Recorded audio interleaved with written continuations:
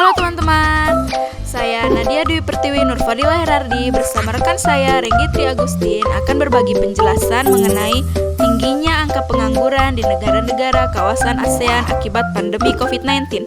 Enjoy!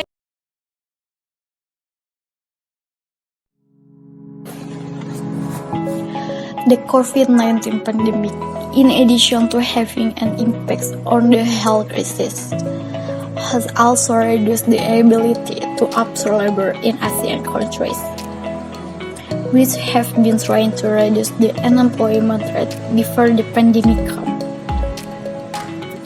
The increase in the unemployment rate occurred significantly in the labor sector in the ASEAN region.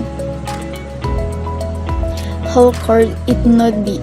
The COVID-19 pandemic has caused at least 30 million people in ASEAN countries to become unemployed and pull more than 80 million people into the poverty line, and 3 million are in the extreme poverty line.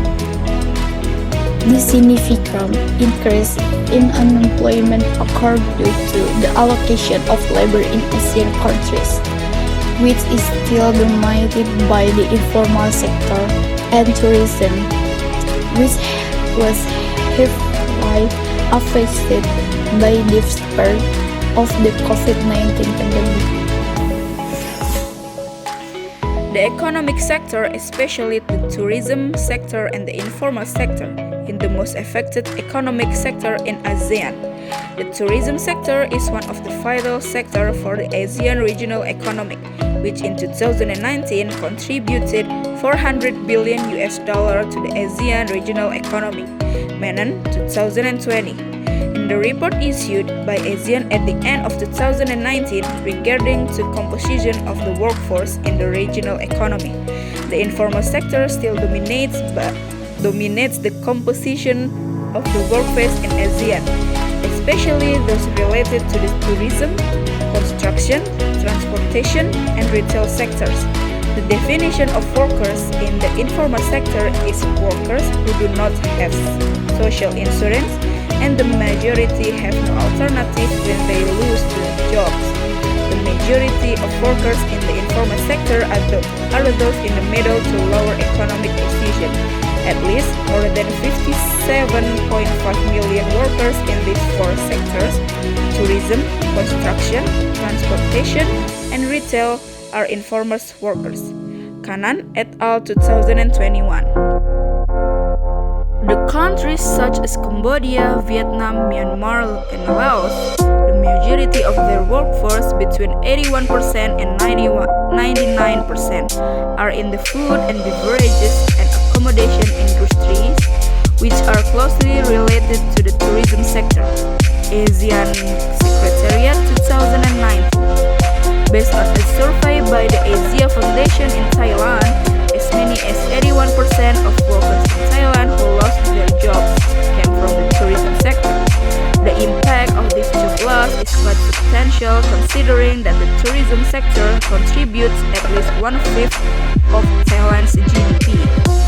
Based on a report from the Department of Statistics Malaysia, the unemployment rate has increased to 4.8%, or 772,900 people in December 2020, especially in the informal sector, which is also related to tourism, Setiawan 2021.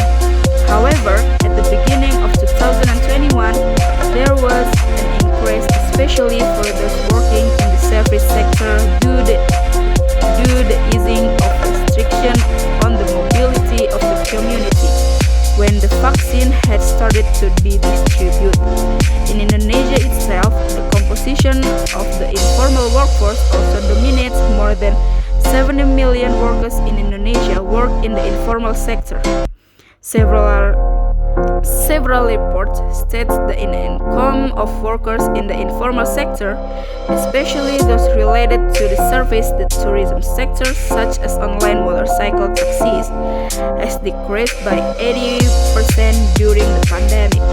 For the tourism sector, the COVID-19 pandemic has caused a loss of Indonesian tourism potential during 2020 of